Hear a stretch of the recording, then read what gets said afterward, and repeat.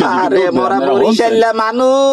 আকারে সহজ সরল মগ বরিশালে এই যে সবচেয়ে চিকিৎসা ব্যবস্থা উন্নত এই কইলে তো তোমরা কইবে মোরা গপ করছি মানে বরিশালে কি চিকিৎসা ব্যবস্থা তোরা খেতার কাটে দি চলে যাস খেতার কাটে লই ওই লঞ্চে করে ঢাকা চলে যায় আলি এতদিন আমরা শুনছি বরিশালে মানুষ বেগুন থুপ করে ঢাকা মেডিকেলের দিকে যা হিগা চিকিৎসা ব্যবস্থা মনে তোমরা এটা কি কও মোরা তো আমারে ভয় বুই পাই আমি তোমগরে বুই পাই কেলাই আঙ্গুর বুই পাই কোন কথা কইলেই তোমরা গপ করি না ডরা লাগে তুই ক তাইলে আঙ্গু কথা শুনো আমগো বরিশালে একটা এই ছোট পোয়া আছে না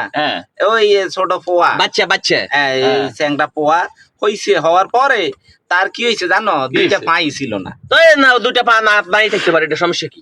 দুইটা পা না থাকার কারণে তোমরা তো কইবে মই গপ করছি এটা তো কি এই দুইটা পা না থাকার কারণে মোরা বরিশালের আঞ্চলিক যে চিকিৎসা আছে ওইটা দিয়ে তার দুইটা পাই লাগাই দিছে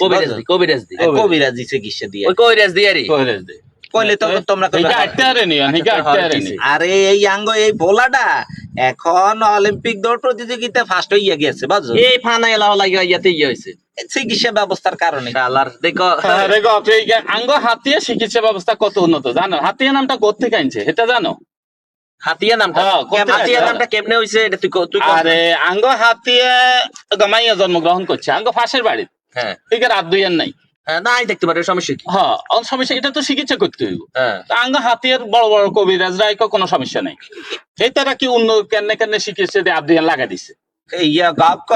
আরে না গপ তো হুন আব্দুয়ান লাগাই দেন হরে হে মাইয়া বড় হইতো ওরে মুষ্টিযোদ্ধা মানে বক্সিং শিখে ওরে হিগা অলিম্পিক বক্সিং প্রতিযোগিতা ফার্স্ট হয়ে গেছে তোমরা ভাই হাতিয়ার মনুরা কিন্তু মিছা কথা হও না আমরা মিছা কথা কই না এটা হাসা তুই নাম হইছ তুই ক্যারি না ওটা তো মানে হাতে ইয়ে আইছে মানে হাতিয়া আইছে আরে ওই হাত দইন লাগানোর তো নাতিয়া শুন আর আঙ্গ লক্ষ্মীপুরের কথা জানোস নি লক্ষ্মীপুরের ইয়েটা বুঝাই কও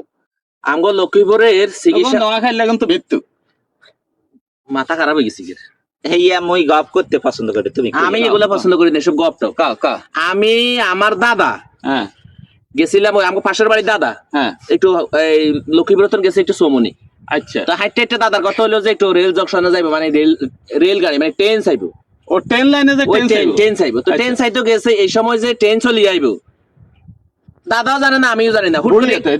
হুট করে একটা ট্রেন চলে যায় একেবারে দাদার গাড়ি উপরে ডাইরেক্ট দাদার মাজার উপরে চলে গেছে দাদা চলে গেছে ট্রেন চলে গেছে আর সাইদিনকে দাদার মাজা এক সাইডে তারপরে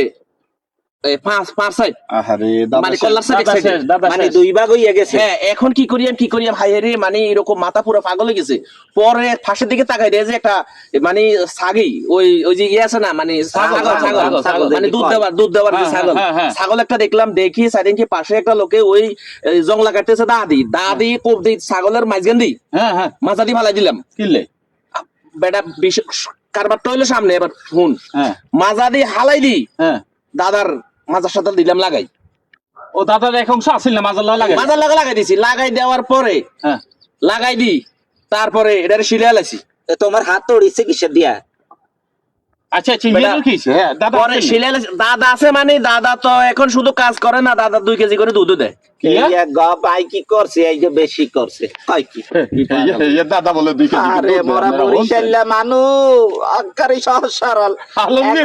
গলার দড়ি দিই আমরা গলার দড়ি দিই বরিশাল্লা মানু আগমত আর ফ্যাস নাই রে